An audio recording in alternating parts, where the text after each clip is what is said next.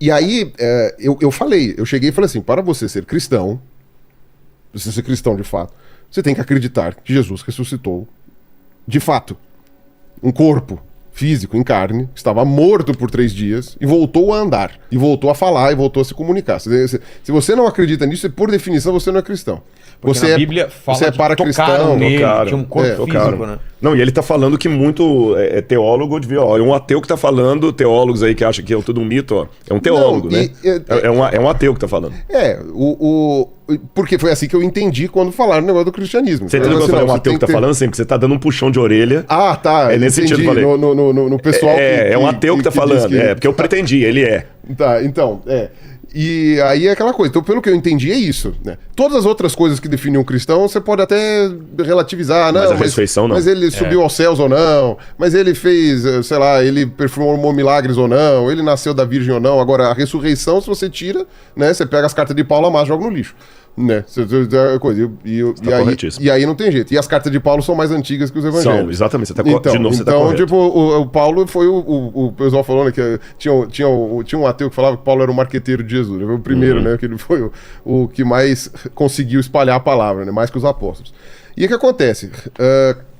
Então, quando eu falei isso em vídeo, várias pessoas falaram, tipo, Pirula, então quer dizer, você está dizendo que eu não sou cristão? Por exemplo, você não acredita que Jesus ressuscitou em carne e osso? Não, então você não é cristão. Ponto. Faz sentido. Não, você não é cristão. Eu falei assim, mas eu gosto... Isso é o que muda a perspectiva toda. Exato. Não, Paulo fala exatamente o que ele está falando. Ele está citando Paulo aqui. Eu vou pedir licença para citar Paulo. Paulo fala o seguinte: se Cristo não ressuscitou, é vã a nossa fé. Ponto. Apóstolo Paulo. Agora, o que acontece? O ponto é, muitas pessoas seguem Jesus ou dizem que são cristãs pelos ensinamentos. E aí, pelos ensinamentos... Eu estou de acordo, pelo menos com uma boa parte deles. Claro. Com uma boa parte deles eu estou de acordo. Né? Alguns eu acho que já é meio fanático, mas a outros eu acho que tipo, tá ok. Ele tá falando, amar os outros, evitar violência, não se apegar a bens materiais. Porque essencialmente para mim você tem duas... Assim, do que eu li os evangelhos em português, né? Então já começa o primeiro erro. Né? Não, erro não. Não é um erro, né? Mas é a possibilidade, acessível, é o acessível. Eu poderia ter lido, sei lá, mas não vou ler em grego, não sei. Mas quando eu li os evangelhos, o que eu entendi foram duas coisas. E eu lendo como ateu, né? Jesus traz uma mensagem muito, mas muito clara de não violência. Sim. Exatamente. E de desapego a bem material. Ponto. E é essencialmente esses os caminhos. Eu falei assim, o que eu entendi quando ele fala me seguir, é me seguir nos meus ensinamentos. E ele fala assim, meus ensinamentos é o quê?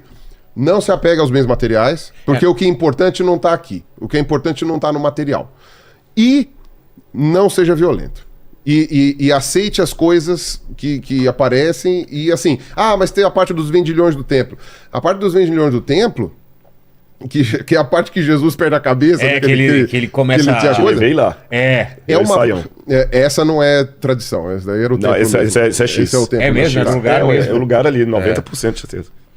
Então, a parte dos vendilhões do templo, até teve gente que falou, assim, eu comentei que num vídeo meu, que eu falei que invadir templos e igrejas é errado. Né? É engraçado que a gente ser obrigado a falar isso, né? Não é errado, não invada a igreja, o templo, o terreiro do amiguinho, não invada, né? Não faça, não quebre tudo, não ponha fogo nessas coisas. Tem que falar isso, né? Eu sou obrigado a ter que falar, não faça isso.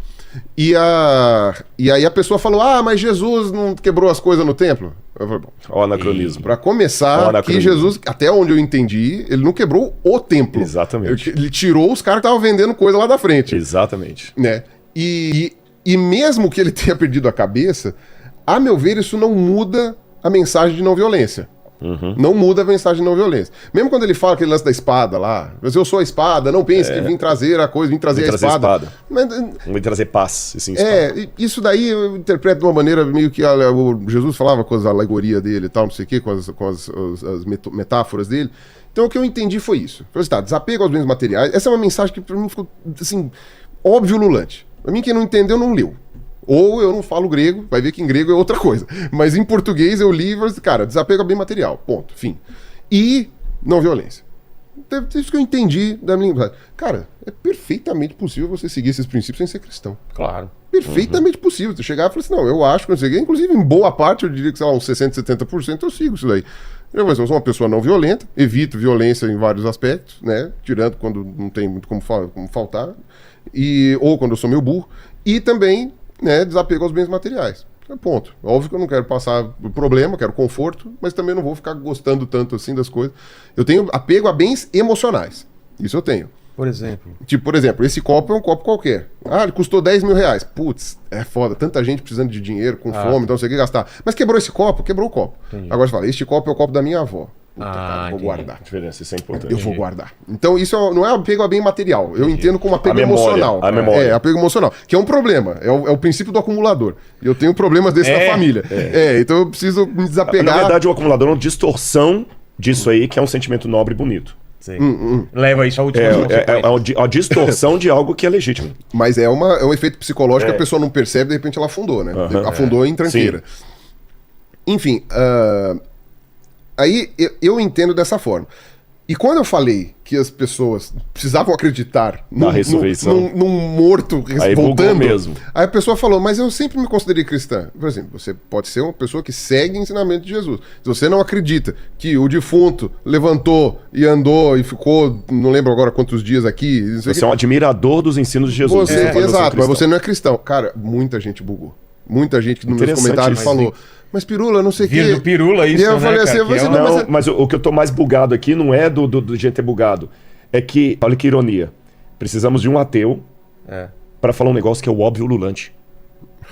Eu tô de novo, tô puxando a orelha dos crentes que estão me E ouvindo. quem não acredita na ressurreição literal não é cristão. Isso é o óbvio lulante. Isso é a base do evangelho. Mas, sabe, só dando um exemplo do que eu quero dizer de um ateu, você sabe que pra mim, dar um prêmio Nobel pra Madre Teresa de Calcutá é uma... Só uma coisa, os caras aqui no chat agora já estão colocando que Pirula é o caminho. É o caminho. Já mudou. Já mudou. Eu vou Ainda com soltar, esses cabelos vou soltar agora, o cabelo aqui, ó. Mas Pronto. dar um prêmio Nobel pra Madre Teresa de Calcutá pra mim é algo pra entristecer, não é pra comemorar. Eu explico por quê. Vamos ver qual é o ponto. Eu tenho alguns pontos, É, você vai ter eu outros, explico né? por quê. Não quero entrar no mérito da questão se ela era boa Era boa ou ruim. Tá, ok, não é beleza. esse o ponto, que eu sei Tá. que tem uma controvérsia disso. Vou pegá-la como a figura de alguém A que fez a figura que caridade. foi colocada, tá. Quem deveria fazer a caridade? Todos nós. Todos nós. Ah, tá. Pra que você dá um prêmio Nobel pra uma pessoa? Porque ele fez algo fora da curva. Algo que ninguém está fazendo. Você não vai dar um prêmio Nobel de matemática pro quem cara que ensinou que 2 mais 2 é 4. Faz a tabuada. O cara tem que fazer um negócio da matemática que ninguém, da biologia também, eu não sei quais são as categorias que tem. Se eles deram um prêmio Nobel pra Madre Teresa de Calcutá porque ela fez caridade, significa que o que era pra todo mundo fazer não está sendo feito. O dia que um faz, E destacou destaca tanto que É, merece um e prêmio no Nobel, caso- isso pra mim não é algo pra comemorar, é algo pra poder me lamentar. Deveria ser tão normal a caridade Não, que não seria um motivo que todo mundo tá fazendo. E eu diria mais. É nesse sentido que eu quis ilustrar. Sim, ela como sendo uma freira, não fez mais que obrigação. Não fez mais que obrigação. Porque se Faz fosse uma parte pessoa laica, você pode até falar, pô, ele poderia ter ficado lá em cima da mansão dele, mas ninguém Ela, na mais teoria, resolveu fazer. ela não tinha escolha. Ela não né? tinha escolha, a escolha dela era sair do sacerdócio. É. Ainda que a gente não vai entrar na discussão de se ela realmente fez ou não mas eu só quis caridade, colocar mas- essa ilustração, se você entendeu. sim. Por isso que eu fui irônico e falei assim, olha, precisou de um ateu Entendi. vir à internet e falar o óbvio ululante. Você tá entendendo? O óbvio ululante que... Agora, eu sei, por exemplo, que os espíritas têm uma interpretação diferente, né? Que Jesus voltou de forma espiritual e não carnal, não sei o quê. Aí é outra religião. Aí você... Sim. Aí é aquilo, né? Eu brinco. Aí isso daí talvez o Rodrigo, não sei se vai concordar muito, mas eu brinco que eu falo assim, o pessoal diz, eu vejo o pessoal brigando às vezes falando, eu acho que sei lá, a igreja tinha que aceitar X ou Y. Ainda que a igreja católica, ela permite certas movimentações, porque depende de dogma, o Papa tem liberdade para fazer certas coisas. Mas o outro Papa pode revogar, então, tipo... exatamente. Eu falei assim, eu acho que a igreja devia aceitar isso, os outros deviam aceitar isso. Aí o pessoal fala, Pirula, você não acha que as pessoas tinham que ser... Não, eu acho que as pessoas tinham que ser mais tolerantes. Isso eu concordo, as pessoas tinham que ser mais tolerantes, as pessoas deviam ter mais noção dos ministérios não interferentes, ou seja, onde a religião delas pode ou não se meter, né, e aonde outros aspectos da vida também, mesmo a política e tal, não sei o que, pode ou não se meter. Eu falei assim, mas me desculpa, você, salvo muito poucas exceções, você não muda uma religião. Você muda de religião. Você não muda uma religião. A religião tá posta. Ela tá colocada lá. Você pode mudar de religião, né? Eu sei que isso aí é muito comum entre os protestantes, porque como você tem muitas vertentes e pelo menos o cerne é o mesmo, né? Às vezes a pessoa se decepciona... Mas é um ponto delicado. Nós temos muita igreja com dono hoje, que o camarada, assim, eu tô na igreja do pastor fulano, que ele é maravilhoso, o coral é maravilhoso, tudo. Aí depois que o pastor fulano morre, ou coisa, eu mudo pra outra, que eu... infelizmente, a religião hoje está... Personificada. Como é que fala quando a pessoa... Customizada. Ok. Mas assim, pensando em grandes vertentes. Por exemplo, sei lá, me decepcionei com o calvinismo. Aí eu vou pro adventismo. Ou então, Entendi. sei lá, me decepcionei com o catolicismo. Vou então pro agora batista. eu vou pro luteranismo. Sei lá, sabe? Tipo, você não espera que a igreja luterana mude. Se você não está feliz com a igreja luterana, você sai da igreja luterana e vai para outra igreja, né? O princípio das religiões é isso, porque afinal de contas é palavra revelada, né? Tem uma prima da minha mãe, que é uma grande, que é bem próxima da família, que ela diz que ela foi professora de teologia. Ela não é formada em teologia, é formada em filosofia, mas ela foi professora de teologia. E ela falava assim, não, a teologia, pelo menos a cristã, que era uma coisa, parte da revelação. É verdade, mas é então verdade. qualquer outra coisa que não tenha revelação, então não faz sentido. É por isso que... Por isso que eu falei assim, porque pra mim é absoluta obsoleta, porque se eu tô falando de revelação, não é como o Buda, que eu posso concordar com algumas coisas e não outras, é complicado por causa dessa palavrinha-chave, revelação. No caso, o Islã também é revelação, se não me engano. O Islã também é. Agora, quando você vê a questão desse lance então da revelação, você chega e fala, tipo, tá, ok, então a pessoa, essa palavra é revelada, então se eu não acredito, então a toda interpretação passa a ser diferente. Então, quando eu observo dessa maneira, aí sim respondendo a tua pergunta, de maneira direta, quando eu vejo uma pessoa que chega e fala isso, por exemplo assim, Pirula, mas eu aceito evolução e aceito o Deus como criador. O Deus como criador ou a coisa assim, eu acho incrível. Porque faz sentido na cabeça da pessoa e eu não vejo impedimento algum. Na live com o Iago, eu dei até um exemplo de como é possível você colocar Deus sem você desrespeitar absolutamente nenhum princípio científico, nem a aleatoriedade genética. Você pode colocar Deus perfeitamente, empurrar daqui, empurrar dali e colocar o negócio. Coube. E cabe, e dificilmente vai aparecer um outro jeito de você precisar tirar Deus dali. Não tô nem falando de Deus das lacunas. Tipo, isso a gente não sabe explicar ainda, então foi Deus. Não. Isso acaba acontecendo muito com o pessoal do design inteligente, mas aí é outras questões, né? Muitas das explicações deles acabam sendo Deus das lacunas, mas quando você vai ver essa realidade, dá perfeitamente para você aceitar os princípios evolutivos e aceitar Deus. Agora, aceitar Deus é uma coisa, aceitar cristianismo é outra. O Deus da revelação é outra. É outra coisa. Você pode aceitar Deus, você tá. pode aceitar um segmento, uma coisa assim. Agora, você sabe que eu tô abismado, eu tô calado aqui falando algum contraponto, porque até agora, do que ele tá falando desse ponto aqui, parece que eu que escrevi esse texto. Concorda? Não, eu não tô concordando só de comadre, não. É porque esse texto aqui eu tô concordando e, até para ele continuar o raciocínio, do ponto de vista ateu, porque qual que é o ponto de vista dele? Eu não vejo a Bíblia como palavra revelada. Quando ela não é palavra revelada, aí realmente faz sentido você pegar algumas coisas de Jesus que você acham legais, outras não. Entendi. Eu não vejo Confúcio como um homem, um profeta de Deus. Mestre, então eu posso pegar algumas coisas do confucionismo, achar legais, outras não. Porque meu pressuposto é esse. Entendi. O difícil é equacionar o que ele está falando com alguém que tem como pressuposto a palavra revelada. Entendi. Você entendeu? E aí essa aqui é a questão. Agora, por exemplo, né? Quando as pessoas vêm e me perguntam, e falam assim, Pirula, mas como que eu faço pra... como é que se fala? Como você vê as pessoas que conciliam Deus com evolução, ou com a ciência como um todo? Porque não é só a evolução, como eu, né? por exemplo. Não é só a evolução. Tem a questão da verdade do universo, tem todas essas coisas, né? O naturalismo, que nem o Marcos falou. Como você concilia essas coisas? Eu falei, como que eu concilio essas coisas? Eu não tenho que conciliar nada. Não é o trabalho seu, o trabalho meu, no caso exato. de achar... Eu não tenho que conciliar nada. Talvez o mais coerente seria perguntar assim, como você vê as pessoas que tentam conciliar? Não, e aí, quando eu vejo isso, pra mim eu falo, eu acho incrível quem consegue conciliar as duas coisas, porque que bom que a gente não tem ninguém negando evidência científica ou relativizando em nome de uma coisa que, eventualmente, por revelação, não pode ser questionado. né? E a pessoa virar sei lá, um fanático, alguma coisa assim. Então eu sempre vejo como uma coisa mais tranquila. Né? No meu ponto de vista, depois a gente pode discordar disso, Claro, mas no meu claro. ponto de vista, o legal da ciência é que a ciência... Mas tá lógico o que você tá falando. É que a ciência, ela pode ser questionada, então você ser um fanático científico é um contrassenso em si.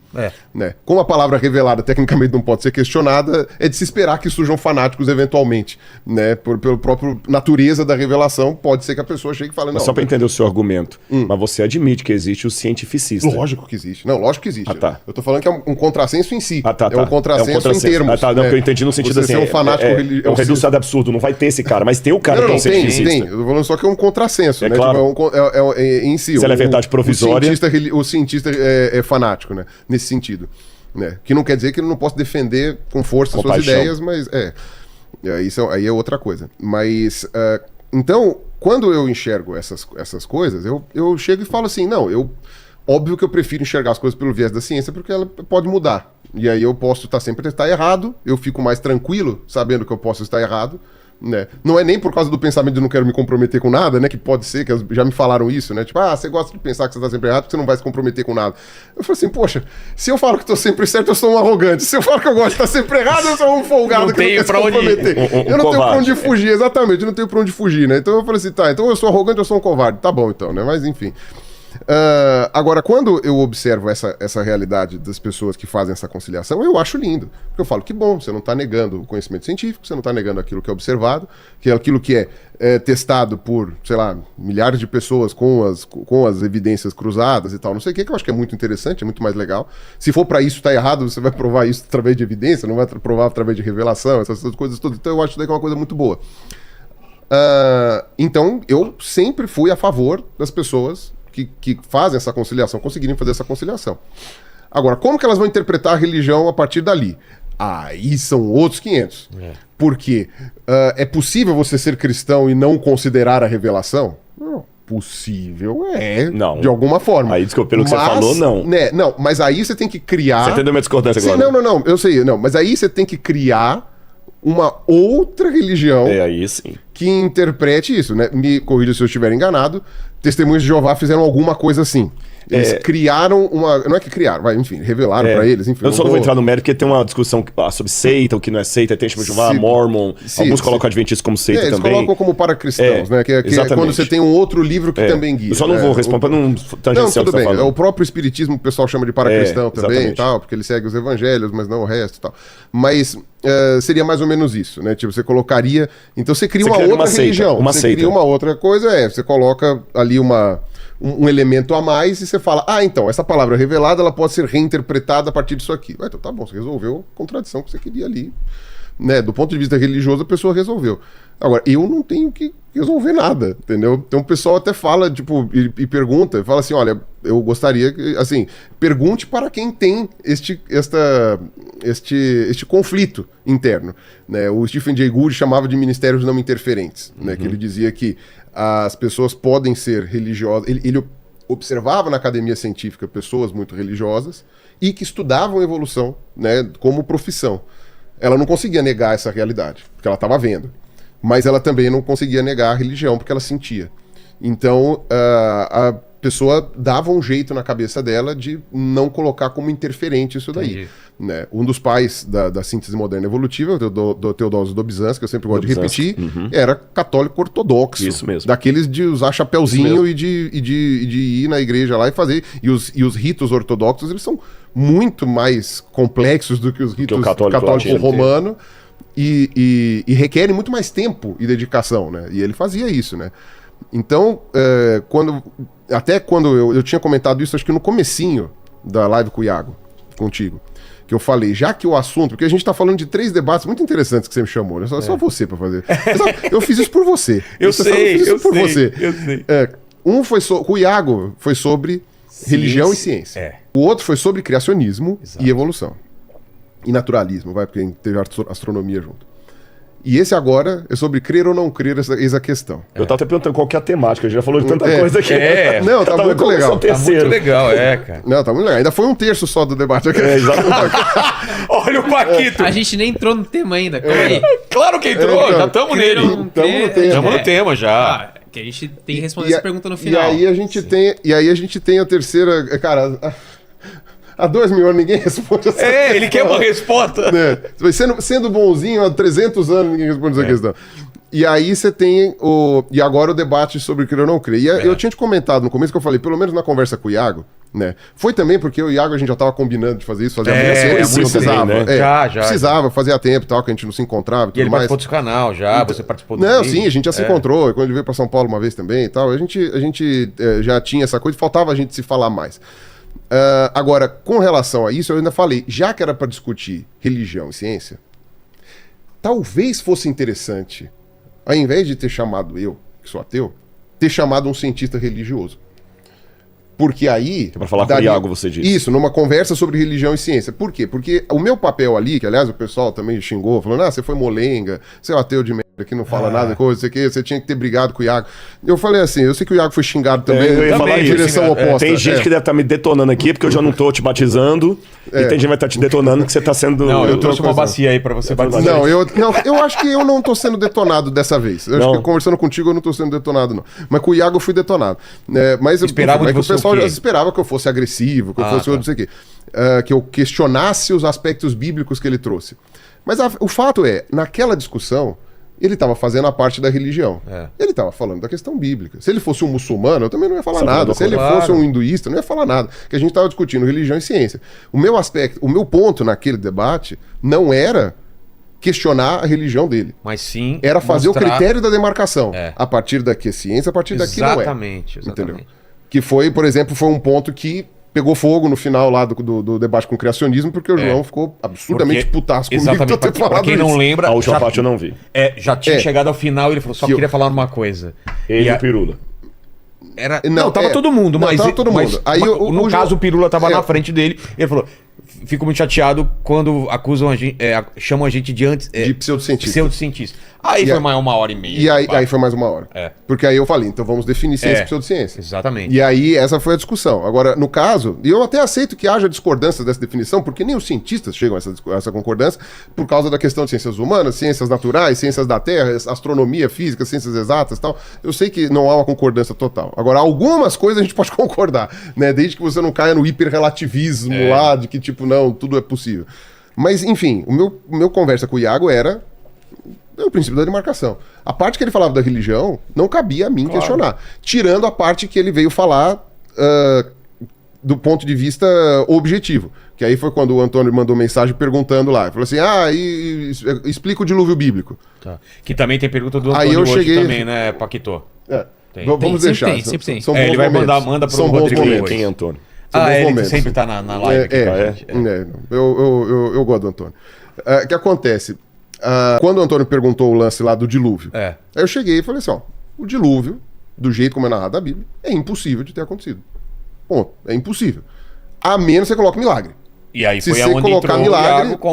E aí o Iago falou, não, beleza, se colocar milagre, então não sei o quê. Eu ainda falei, eu vou fazer um vídeo sobre o dilúvio que está em ele estava engavetado, né? Aí, por causa do Marcos, eu acabei passando ele pra frente, porque dá muito trabalho. Mas eu tô na conta de, eu acho que pelo menos uns 20 milagres necessários para que o dilúvio bíblico tenha acontecido. Juntos, hein? Milagres diferentes que precisam ser necessários para que o dilúvio bíblico tenha sido real. Né? De mudanças da física, da química, da biologia e da geologia, que se você colocar milagre, é possível. Porque com milagre tudo é possível e aí é aquela coisa. E a minha conclusão no final é falar assim, não tinha um jeito mais fácil do que o dilúvio. Não, precisou fazer Deu tanto muito milagre. Trabalho, né? Não era mais fácil. Deus gosta de se mostrar, né? Porque... Assim, não era mais fácil ter feito de outro jeito, mas enfim. Mas aí... por isso que eu falei, esse foi o ponto na minha fala com o Iago.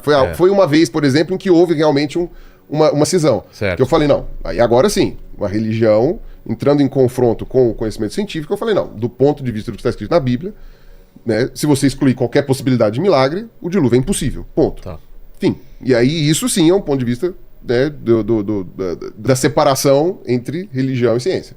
Então aquele debate, ele era pra isso. Ele não era pra ficar espinafrando religião. Ele não era pra ficar, tipo, falando assim, não, porque não sei o quê. Nem era a ideia, né? Não era a ideia. A ideia era essa. Por isso que eu até falei, talvez fosse interessante ter chamado um cientista religioso, seja qual for a religião, mas teria sido legal chamar um cientista religioso, porque aí não pareceria que era um debate entre religião e ateísmo.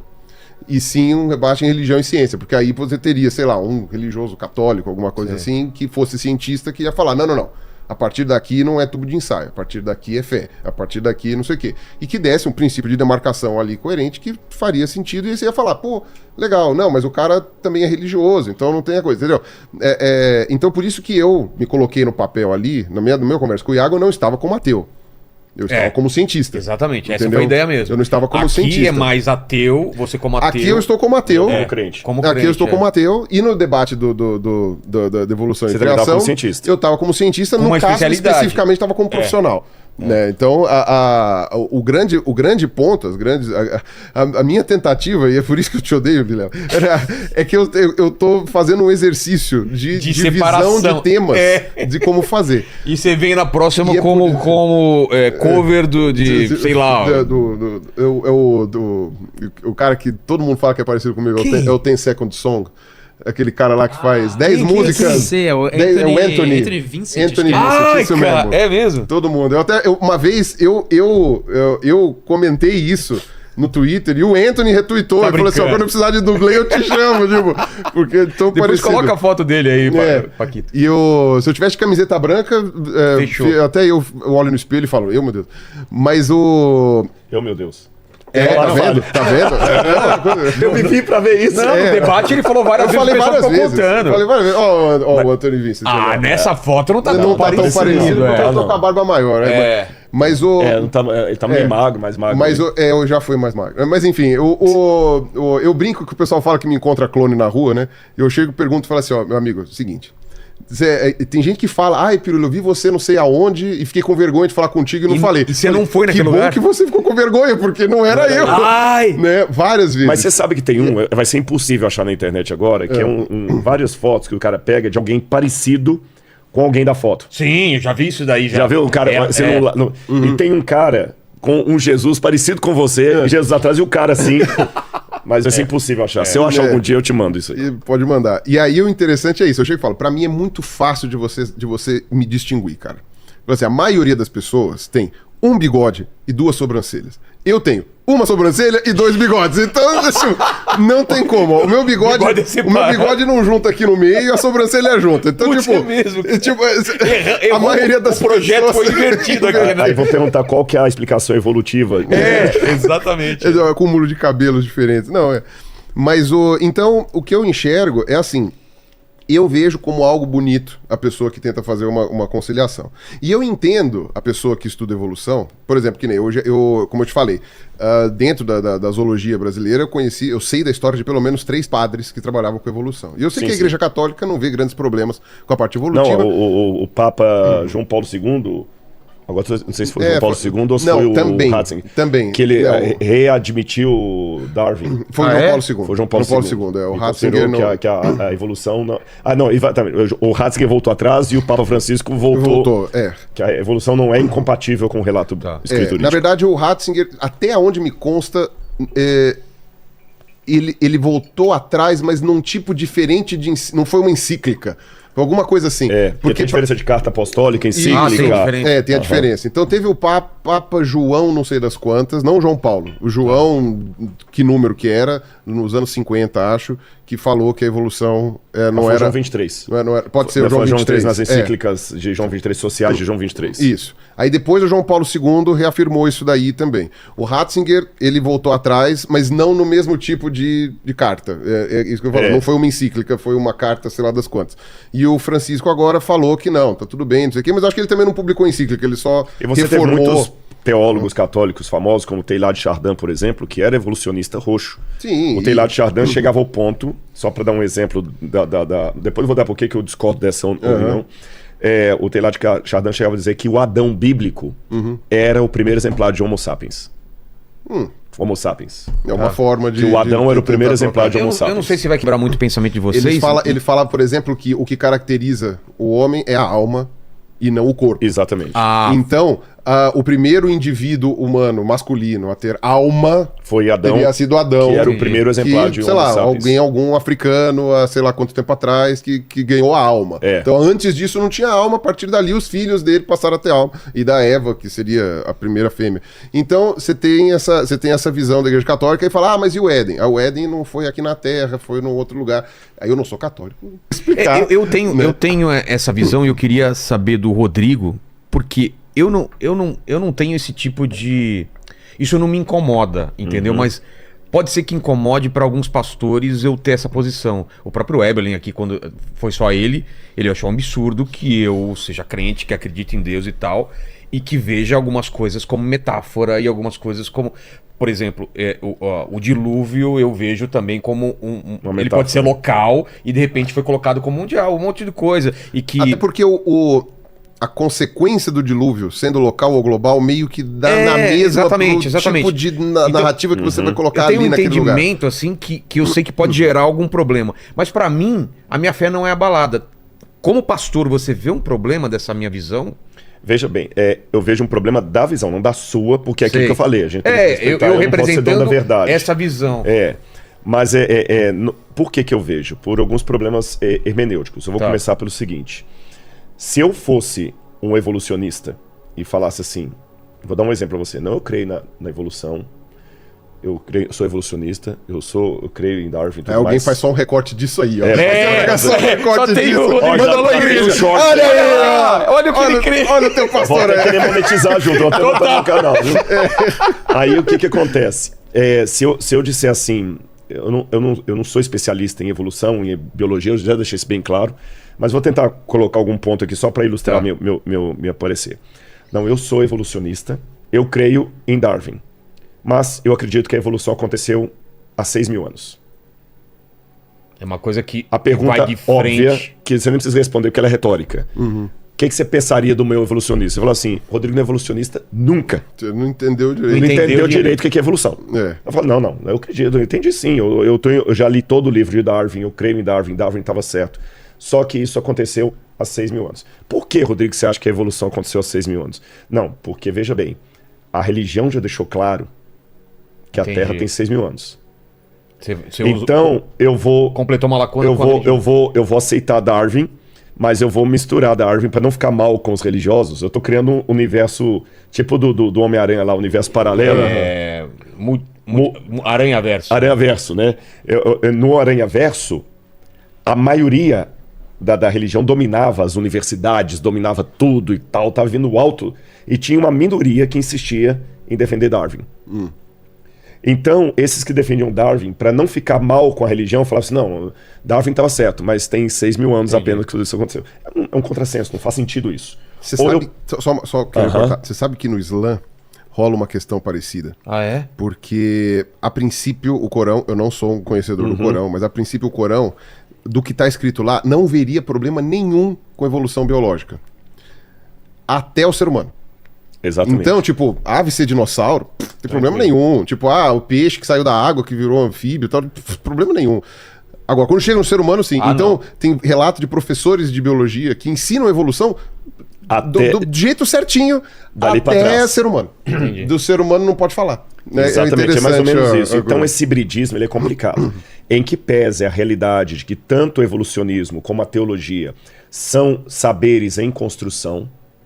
Há mais coisa que eu sei hoje sobre a Bíblia do que os do passado por causa dos novos achados arqueológicos, novas descobertas de línguas antigas, paralelas, povos ali. Tem muito mais coisa que eu sei hoje do que Martinho Lutero, sem nenhum fanismo.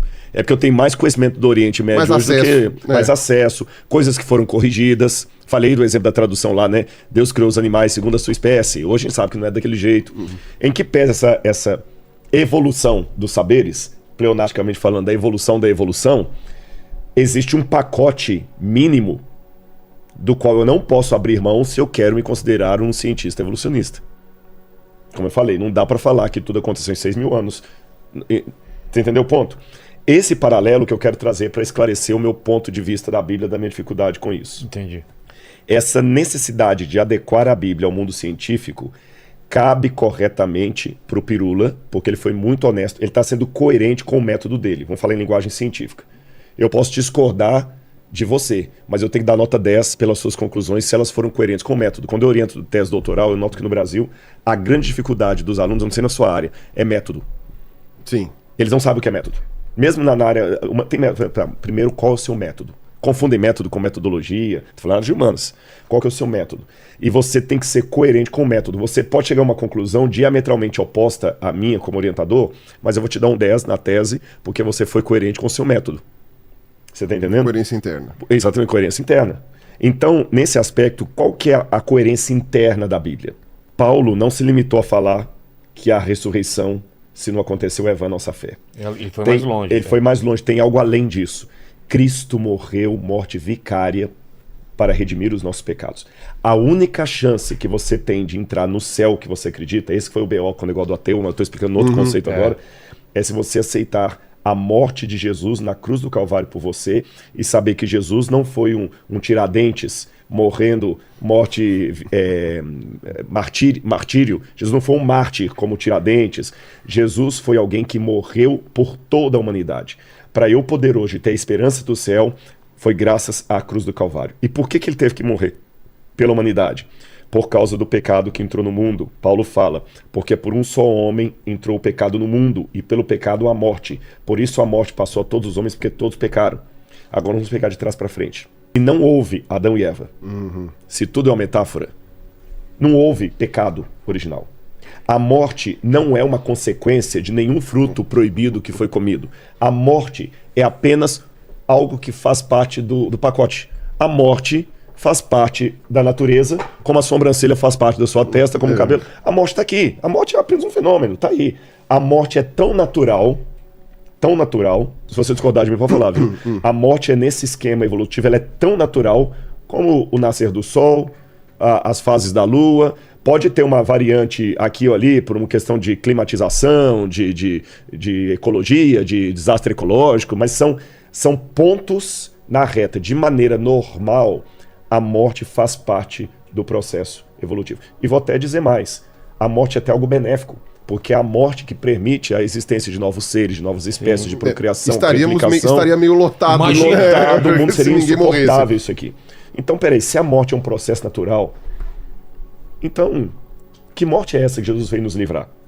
Se não houve o pecado que trouxe a morte ao mundo, a cruz não tem nada a ver com redenção. Jesus morreu porque ele morreu pelo mesmo motivo que Gandhi também morreu, que Martin Luther King morreu. É um cara que, coitado, cheio de boas intenções, foram lá e deram um tiro na cara dele. E não faz diferença se ele morreu crucificado, degolado ou pendurado de cabeça para baixo. E se ele não morreu realmente a morte vicária, o que o padre está fazendo na igreja com a hóstia consagrada, falando desde o Cordeiro de Deus, o corpo de Cristo? O que os protestantes estão fazendo quando falam, não, eu creio na volta do meu Salvador? Ele nem Salvador é. O que os cariocas estão fazendo com a baita de uma estátua, que eu estou voltando ao ateu radical que eu seria. O que os cariocas fazem com aquela baita daquela estátua mentirosa chamada Cristo Redentor, se ele não foi redentor de porcaria nenhuma?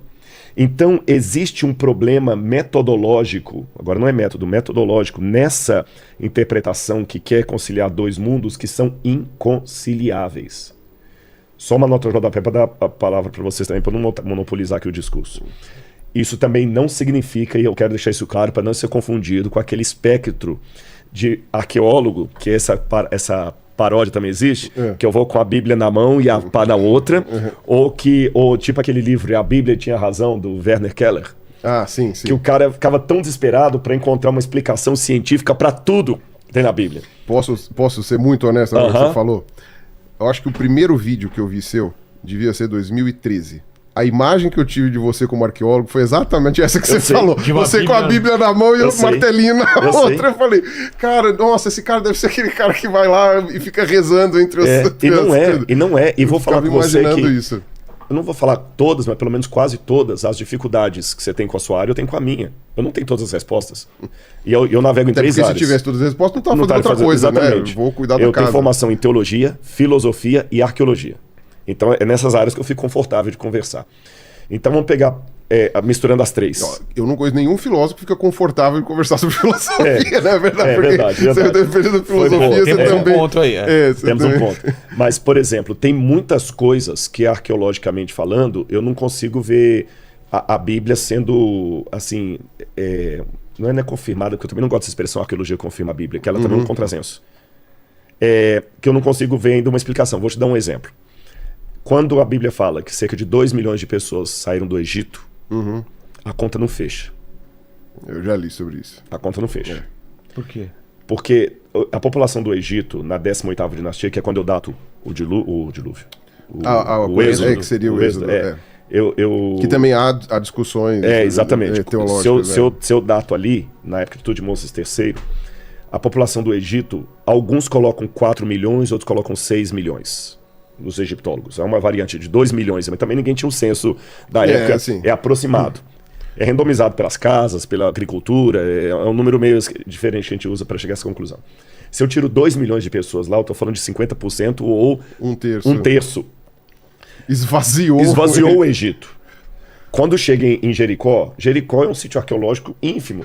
2 milhões de pessoas. 2 milhões de pessoas cercando Jericó. Nossa! Não faz sentido. Você tá entendendo? Então... Nem precisa tocar a corneta, nem precisa já caiu. E eles falam que eles eram os menores dos povos.